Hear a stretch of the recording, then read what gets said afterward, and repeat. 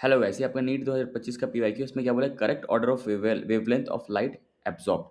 Okay बेटा, एक बात बताओ, कॉम्प्लेक्स अगर ऐसा है, मतलब मान के चलो स्प्लिटिंग ऐसी है, एक स्प्लिटिंग ऐसी है, एक स्प्लिटिंग ऐसी है। इलेक्ट्रॉन आपका यहाँ पे है और इलेक्ट्रॉन यहाँ पे है। अगर इलेक्ट्रॉन को यहाँ से इतना ऊपर जंप मारना है तो ऑब्वियसली जो लाइट एब्जॉर्ब करना पड़ेगा उसकी एनर्जी क्या होनी चाहिए? ज़्यादा एनर्जी होनी चाहिए। ठीक है, अगर यहाँ से यहाँ तक कूदना है तो एनर्जी ज़्यादा चाहिए जो एब्जॉर्ब्ड लाइट है। और उसका वेवलेंथ क्या होना चाहिए? अगर किसी लाइट का एनर्जी ज़्यादा है तो उसका वेवलेंथ डेफिनेटली क्या होगा? कम होगा। इन्वर्स रिलेशन होता है।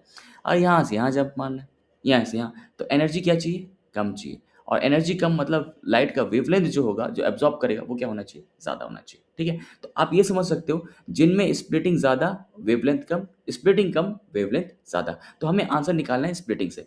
मेरे भाई, स्प्लिटिंग आपको पता होना चाहिए, CN अमोनिया H2O। बेटा जो लिगेंड होता है, लिगेंड CN माइनस सबसे स्ट्रांग होगा, देन अमोनिया होगा, और जो H2O होता है वो तो क्या होता है भाई?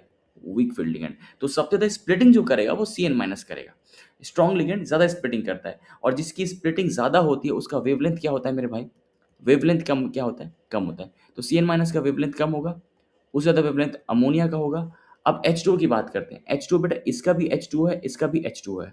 ठीक है, लिगेंड से आंसर नहीं आएगा तो कोऑर्डिनेशन नंबर देखो। इसका कोऑर्डिनेशन नंबर है 4, इसका कोऑर्डिनेशन नंबर है 6। अगर कोऑर्डिनेशन नंबर 6 है तो कॉम्प्लेक्स कौन सा बनता है? ऑक्टाहेड्रल। और कोऑर्डिनेशन नंबर 4 है तो हमें लिगेंड देखना पड़ता है। अगर स्ट्रॉन्ग फील्ड लिगेंड है तो स्क्वायर पेनर, और अगर वीक फील्ड लिगेंड है तो क्या बनता है? ये टेट्राहेड्रल।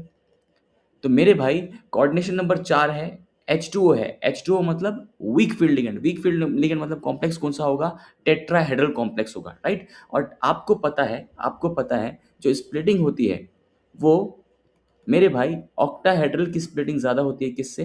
टेट्राहेड्रल से। ऑक्टाहेड्रल की स्प्लिटिंग ज़्यादा होती है टेट्राहेड्रल से। तो मेरे भाई, ये ऑक्टाहेड्रल है, ये वाले ज़्यादा स्प्लिट मारेंगे। अगर ज़्यादा स्प्लिट मारे तो वेवलेंथ क्या होगा इसका? कम होगा। और मैक्सिमम जो वेवलेंथ होगा वो किसका होगा? कॉपर का, C1 का। तो answer should be BADC, BADC। Hopefully आपको समझ में आ गया होगा। ये क्वेश्चन और बेटर बन सकता था अगर यहाँ पे ये लोग स्क्वायर प्लेनर ले लेते, तब मजा आ जाता। मोस्ट ऑफ द बच्चे ही मारते। अगर इसको ना शायद बन जाता, थोड़ा सा चेंज करने में बन जाता थोड़ा।